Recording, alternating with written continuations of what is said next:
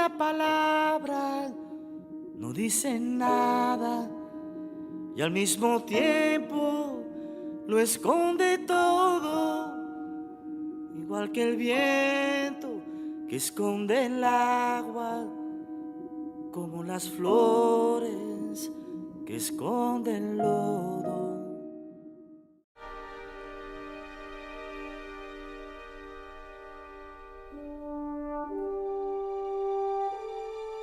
Maria Inez Willia Atencio Rodriguez was born August 9, 1928, in Capilene, Colorado.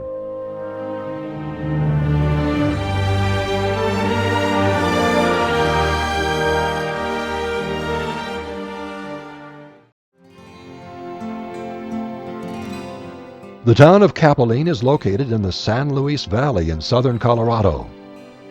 Capilene was established by settlers from New Mexico in 1867. Prior to that, the valley was home to the Capote Band of Ute Indians. Chief Ure and Colorado's band were also known to camp on Inez's great-grandfather Jose Atencio's farm in the 1870s. Chief Ure spoke Spanish, and many of the valley's settlers spoke Ute. Inez's grandma Lupita talked of stories between the Utes and Spaniards. Grandma Lupita's mother, Maria Juana, was full-blooded Ute Indian, but was given a Spanish name when she was married at age 13 to a man 13 years her elder, Jose Leon Rivera, in 1853. In 1855, the family made the journey from their village of Pojoaque, New Mexico, near Santa Fe, to Colorado. People in the village and nearby countryside came to bid them farewell with a 3-day feast and bailes, or dances. It took them 2 weeks to reach the Conejos River, which is just across the state border. Here they rested for 2 days at the little settlement of Servilleta. 2 days later, on the 15th day of October, 1874, they arrived at the settlement of Capilene. There was a big celebration in their honor. Eventually, the family settled in a clearing 2 miles west of Capilene on the bank of the Alamosa River as part of the Conejos land grant of 1833. Here, Inez's grandma Lupita was raised.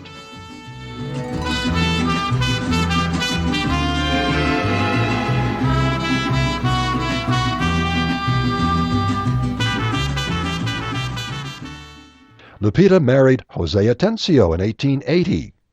They had 3 children. The youngest, born 1899, was Herman Jess Atencio, Inez's father. Herman married Lydia Rodriguez the day after Christmas, 1919. Inez's mother, Lydia, was the family's love. Grandma Lydia lived 100 summers and 99 winters. The family spent Christmas Day at Grandma Lydia's for 60 years. Inez's father, Herman Jess, received a position in the House of Representatives. He moved the family to Denver in 1933. They eventually bought a house on Sherman Street near Washington Park. The family attended St. Francis Church, and Inez went to South High School. Young adults discovered a new sense of freedom and less responsibility after the war. For the first time, young adults were known as teenagers. Teens also started what was known as a social life in the 1940s. New terms were introduced in the 40s like bobby soxers, sock hops, and soda shops. Soda fountain workers were known as soda jerks. The term jalopy was also started in the 40s, and teens spent time riding in jalopies on Ruby Hill.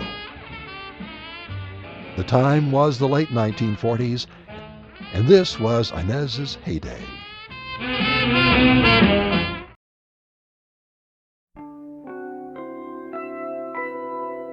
There are worse things I could do than go with a boy or two. Even though the neighborhood thinks I'm trashy and no good, I suppose it could be true. But there are worse things I could do. I could flirt with all the guys, smile at them and bat my eyes, press against them when we dance, make them think they stand a chance, then refuse to see it through. That's the thing I'd never do. I could stay home every night, wait around for Mr. Right. In 1947, at the age of 19, Inez started working at Lakeside Amusement Park. This is where she caught the eye of a young man working in the fun house, Henry Harley Frisinger. They became an item.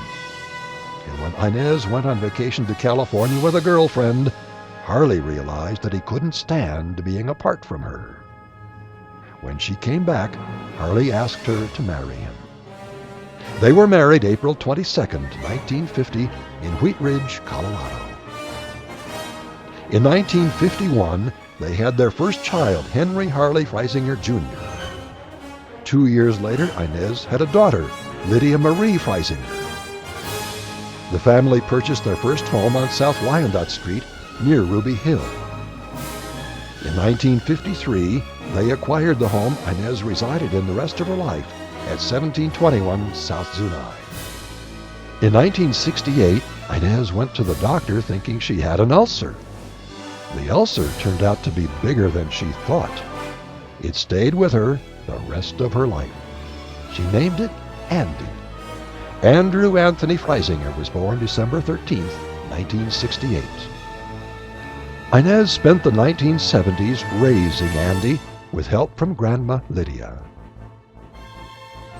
Inez was like a mother to most of Andy's friends. She became the kids' soccer coach. Inez coached the Southwest Kicks from 1982 to 1987, winning 2 state championships.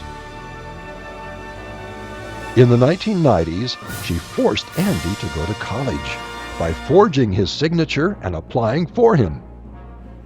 With Andy away at college, Inez started a food ministry out of her house. She touched many people in the neighborhood doing what she loved most, giving. Inez had 5 grandchildren and 9 great-grandchildren.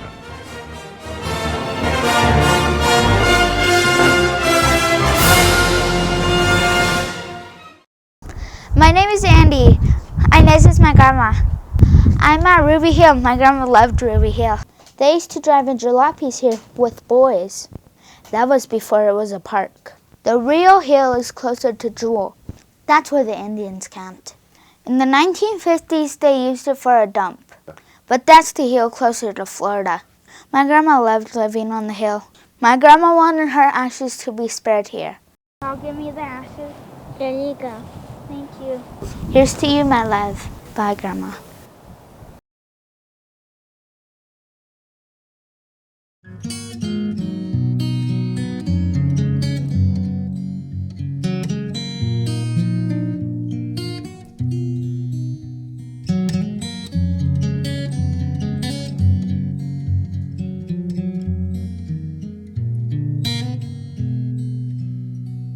Si un día me faltas, no seré nada, y al mismo tiempo lo seré todo, porque en tus ojos están mis alas y está la orilla donde me ahogo.